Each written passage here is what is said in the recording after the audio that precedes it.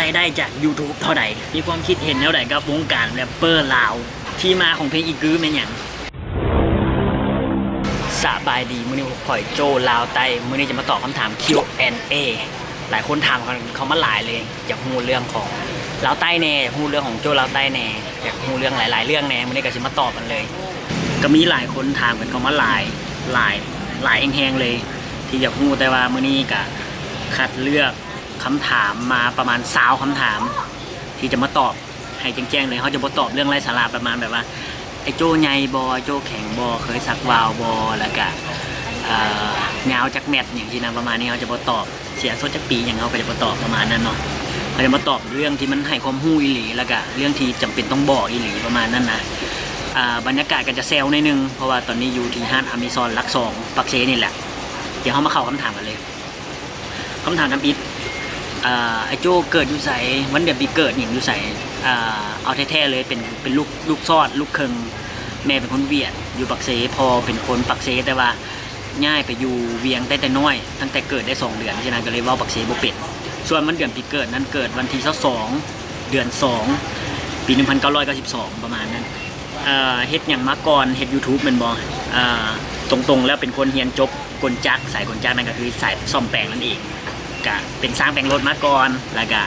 มาฮู้จักกันกับเขียวจักเด้แล้วก็มาเฮ็ดคลิปกับเขียวจักเด้แล้วก็ได้ผันตัวไปเฮ็ดเวียกอยู่856น่ะเวียก856กับไอ้อเล็ก LG นะแล้วก็ตอนนี้ออกมาเฮ็ดเป็นของตัวเองแล้วออกมาเฮ็ดลาวใต้เต็มโตเป็นของตัวเองแล้วคำถามต่อไปคำถามที่3ที่มาของเพลงอีกือแม่นหยังหลายคนอยากฮู้แฮงว่าไอ้โจ้ไปเบิ่งหนังโป้อันญี่ปุ่นยังบอกที่เคยผ่านตามาเนี่ยแต่ว่าที่มาของอีกือเนี่ยก็คือเฮ็ดเพลงกับบิ๊กใหญ่แล้วส่วนบิ๊กใหญ่เฮ็ดเพลงที่2เพลงทันทีมันเป็นแฟนกันเนาะแต่ว่าเพลงที่2บิ๊กไม่เฮ็ดเพลงน้ำกันนะคือว่าเพลงนั้นเพลงนี้กับบิ๊กว่ากูบ่อยากเฮ็ดเพลง100,000 วิวแล้วหรือว่าบ่อยากเฮ็ดเพลง200,000 วิวแล้วก็เลยถามบิ๊กใหญ่ว่าเอ้าคันบ่เฮ็ดเพลง100,000 วิวมึงจะเฮ็ดเพลงหยังบิ๊กใหญ่ว่ากูอยากเฮ็ดเพลงล้านวิวก็เลยถามบิ๊กใหญ่ขึ้นว่าเอ้าคันเพลงล้านวิวมันเพลงหยังเพลงอีกือประมาณนั้นก็เลยแบบโอ้อีกือว่ะสิเฮ็ดแท้ว่ะแล้วก็พากันเฮ็ดเป็นเพลงฮอตปัจจุบันนี่แหละเนาะยอดวิวก็ขึ้นทุกมื้อก็ขอบใจทุกคนที่มักเดี๋ยวคำถามที่4สังไผ่ในวงการแรปเปอร์ลาวอ่ะบ่ได้สังไผ่แต่ก็น่าจะฮู้อยู่เนาะถ้าฮู้จักข่อยถ้าฟังผลงานข่อยก็น่าจะฮู้ว่าข่อยดิดไผ่ดิดข่อยประมาณนั้นก็เครื่องกันนิดนึงแต่ก็บ่ได้ถึงว่าสังจนแบบบ่ได้ใส่ใจหลายกว่าบ่ได้สนไผ่หลายกว่าสนแต่ตัวเองตอนนี้เสียงก็จะแซวๆประมาณนี้นะมาเข้าคำถามต่อไปก็คือคิดจังไดกับวงการแรปเปอร์ลาว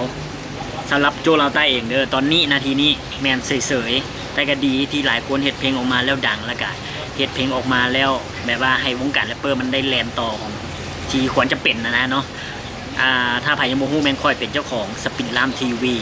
แล้วก็จัดรายการแรปเปอร์นั่นนี่แหละแต่ว่าปีนี้พักผ่อนเพราะว่าเมื่อยอยากเฮ็ดอย่างให้มันเป็นสิ้นเป็นอันนั่นก็คือเฮ็ดลาวใต้ให้มันประสบผลสำเร็จก่อนแล้วจึงสิเอาเวลาไปเฮ็ดสปินล่ามประมาณนั้นน่ะจะทยอยเฮ็ดประมาณนั้นเพราะว่าเฮ็ดคนเดียวเมื่อยประมาณนั้นก็จะมีคนซอยในนั้นนึงบ่เป็นมาคนเดียวทำเบิร์ดดอกแต่ก็เป็นลักนะเป็นคนคิดเป็นลักก็เลยว่าปีนี้ขอพักผ่อนสปินล่ามก่อนเด้อปีหน้าหรือว่าปีนี้แหละก็ปี2020เลยเนาะอาจจะมีมาจัดหน่อยนึงคำถามต่อไปเลยจ้ะเบ้าหลายเป็นหยังจึงมักใช้ผ้าปิดปากคือข่อยเป็นคนที่ขับรถจักรเลยเป็นเวลามันสบายมันสะดวกสบายนะเวลาเปลี่ยนขึ้นรถแล้วก็เงึบปิดปากแล้วก็ขับรถแล้วก็ห้องเพลงอย่างมันก็บ่มีแต่เห็นปากเขานะมันก็กันที่ฝุ่นได้นะเนาะแต่ว่าเวลาที่แบบบ่ได้ขับรถแล้วก็เอาลงมานี่มันก็รู้สึกว่ามันบ่เสียเวลาในการหาประมาณนั้นแต่ก็บ่ได้ใส่ตลอดเวลาถ้าเอาออกก็สิประมาณนี้เห็นบ่เอาออกประมาณนี้มันก็บางแป้วแน่ก็มีแป้วแน่กับแต่ตัวบางแป้วเนี่ยก็บ่ได้เป็นจุดประสงค์หลักที่จะใส่ไฟฟ้าแต่มันขึ้นกับการเคยชินกับการลึ่งหลายกว่ารายได้จาก YouTube เท่าใดอันนี้หลายคนถามว่าคนที่ตามพอ70,000นี่มันได้เงินจาก YouTube หลายปานใดคนอื่นได้หลายของข่อยก็ประมาณนึงแต่ก็จะบ่บอกตัวเลขนะถ้าเทียบใช้เงินเดือนของตำรวจเงินเดือนของทหารเงินเดือนครูอาจารย์ ข่อยบอกเลยว่าข่อยได้หลายกว่าเฮ็ด YouTube ได้เงินหลายกว่าแต่ก็จะบ่บอกว่าเท่าใดคือการเฮ็ด YouTube มันจะเป็นการแบบถ้าเจ้าเฮ็ดคลิปเรื่อยๆเงินของเจ้ามันก็จะขึ้นเรื่อยๆมันจะบ่เป็นไต่โตว่าเดือนนี้ได้เท่านั้นเท่านี้แต่ว่าถ้าเจ้าเฮ็ดตลอดมันก็สามารถได้เดือนละ$1,000เดือน$2,000 $3,000ต่อเดือนได้นะประมาณนั้นแต่ก็สิเสียภาษีไปตามระเบียบของกฎหมายลาวเฮานี่แหละประมาณนั้นแต่ก็บ่บอกว่าข่อยได้เท่าใดแต่หลายตรงๆเลยเด้อบ่ดราม่านะซ่องนี่เป็นซ่องลาวใต้นี่เป็นของไอ้โจเองป่ะแม่แล้วซ่องลาวใต้เป็นของไอ้โจเองเป็นเฮ็ดคนเดียวเลยตั้งแต่เฮ็ดมานี่ก็มีสมาชิกหลายคนแต่ว่าช่วงนี้ก็มีการติดเวียติดภารกิจเขาเจ้าเฮ็ดแบบเขาเจ้ามีงานประจำนะก็เลยว่าตอนนี้ก็เลยได้เฮ็ดคนเดียวตัดเองถ่ายเองประมาณนั้นอันนี้จะเป็นอาชีพของโจลาวใต้แต่อันนี้เป็นสำหรับลาวใต้เป็นงานอดิเรกของหมู่นะแต่ว่าอันนี้คืออาชีพข่อยก่อนสิมาเฮ็ดคลิปไอโจดังมาจากคลิปอย่างก็คือการแรปดาวิไลพรอย่างที่ประมาณนี้แล้วก็ผ่านตัวมาเฮ็ด YouTube ประมาณนั้นก็เป็นการซักซ้วนของเขียวจักเด้แล้วก็ก่อนหน้านั้นก็แม่นอยู่จักเด้มาก่อนเนาะแต่ว่าอยากเฮ็ดเพลงก็เลยออกมาเฮ็ดเป็นแบบสังกัดลาวใต้เล็กๆน้อยๆประมาณนี้นะก็เลยแบบตอนนี้ก็มาฮอต 70,000 ซับแล้วก็ผู้ใดที่ยังบ่ติดตามก็ฝากติดตามให้มันฮอต100,000 ซับในเด้อแล้วก็ฝากช่องน้องแน่ช่องน้องชื่อว่าเด็กเลาะทงนาประมาณนั้นไปฝากไปที่ต่ำได้นะคือว่าเด็กหลอกทงนากับโบฮู้ว่าเฮ็ดหยังด้วยกันก็บ่ได้เบิ่งแล้วก็คำถามที่หลายคนถามมาหลายที่สุดไอ้โจมีเมียแล้วว่ะคือแบบเรื่องเมียว่ะยังบ่มีเมียแล้วก็ยังบ่มีลูกเนาะอันที่เห็นในคลิปนั่นคือการแสดงล้วนๆเลยอันนั้นกับหมู่กันประมาณนั้นคือเป็นสมาชิกหนึ่งในลาวใต้ชื่อว่าอลิสาลาวใต้นั่นเองแสดงคือจนหลายคนเรียกว่าเป็นผัวเมียกันฮู้จักไอ้บิ๊กกับฮู้จักไอ้เบมจังไดฮู้จักบิ๊กใหญ่นี่ฮู้จักมาจากผ่านจากเดแล้วก็มีโอกาสได้คลิปกันแล้วก็สนิทกันแล้วก็สวนกันเฮ็ดเพลงประมาณนั้นแต่ว่าทางฮู้จักเบมในแนวใดก็คือต้องกลับไปจุดเริ่มต้นของโจลาวใต้นั่นก็คือแรกๆมันค่อยแรปลง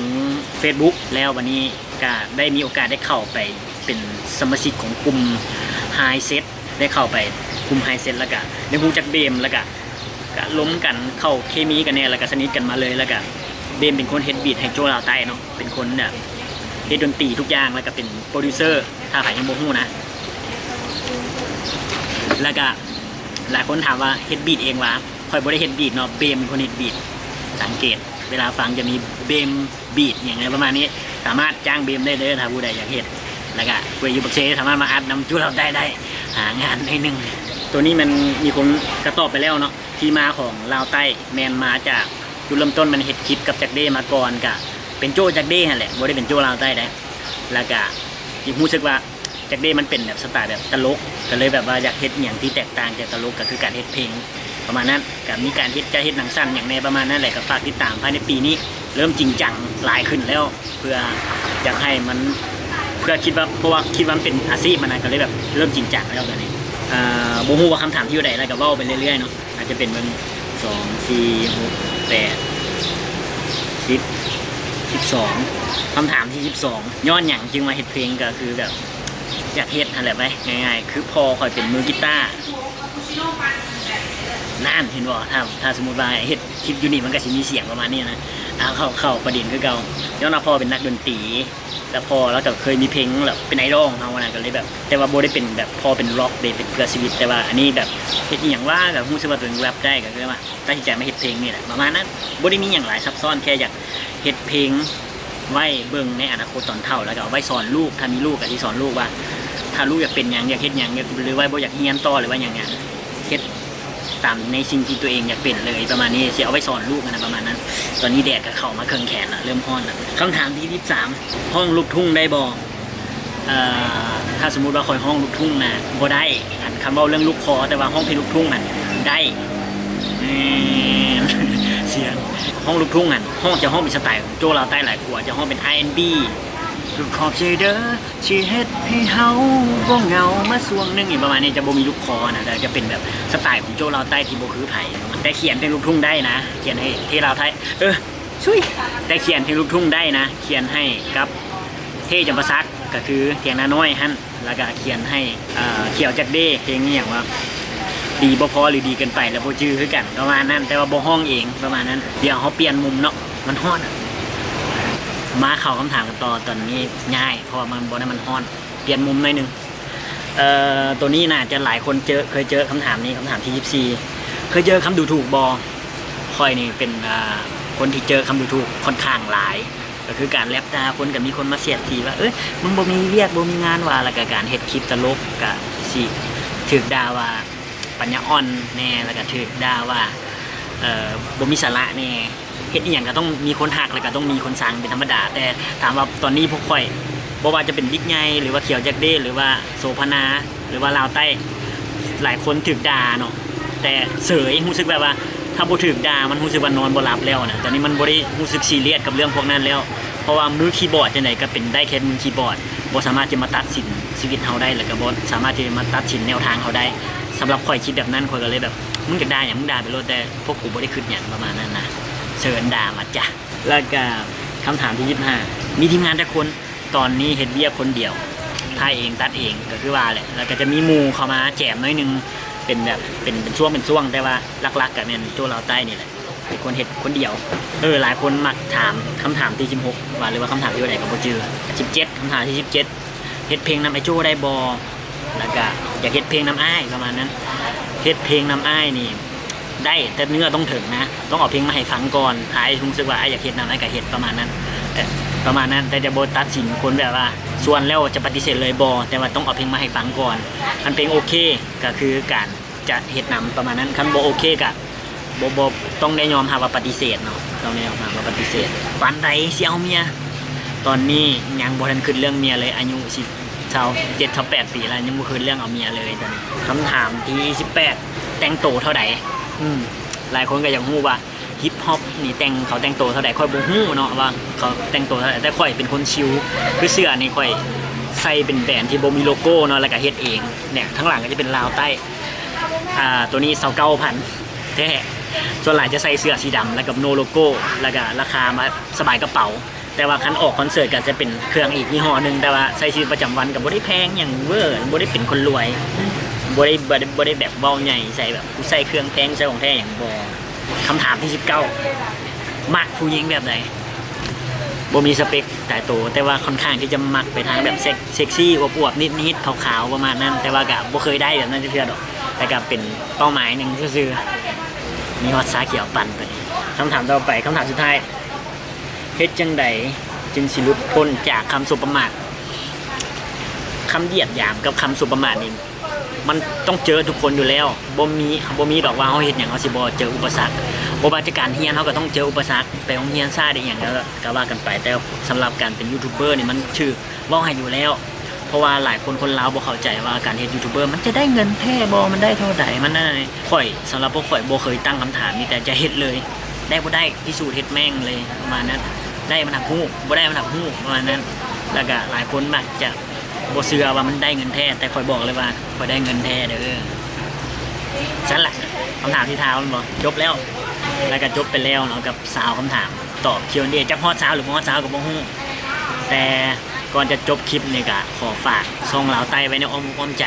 ปีนี้ก็สิพยายามผลิตหนังสั้นผลิตเพลงผลิตอีหยังแหละออกมาในช่องนี้หลายๆแล้วก็ฝากอีกช่องนึงชื่อว่าลาวใต้โชว์จะเป็นรายการอาหารจะเป็นแบบเที่ยวปอกเที่ยวปลาขนาดก็ฝากกันเด้อไปแล้วบาย